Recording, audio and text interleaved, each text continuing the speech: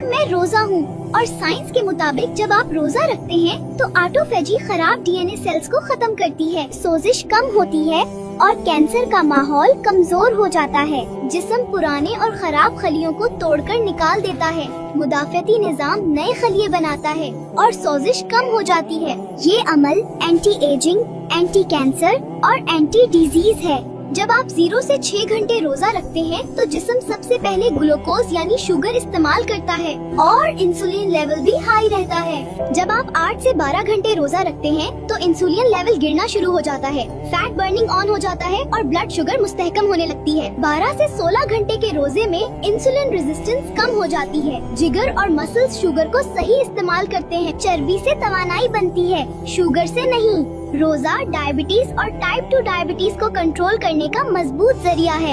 High blood pressure में रोजा रखने से इंसुलिन कम होता है, नमक की मिकदार कम जमा होती है और खून की नालियां रिलैक्स हो जाती हैं। इसीलिए रोजे से नसों का प्रेशर कम होता है और ब्लड प्रेशर कुदरती तरीके से कंट्रोल हो जाता है। मोटापे और पेट की चर्बी के लिए रोजा इंसुलिन को कम करता है, चर्बी जलने लगती है और हार्मोन्स का तवाजुन बेहतर हो जाता है। पेट की चर्बी कम हो जाए तो ब्लड प्रेशर, शुगर और दिल सब कंट्रोल में आ जाते हैं। दिल की बीमारी में रोजा रखने से खराब कोलेस्ट्रॉल कम होता है, अच्छा कोलेस्ट्रॉल बढ़ता है और खून जमने का खतरा कम हो जाता है।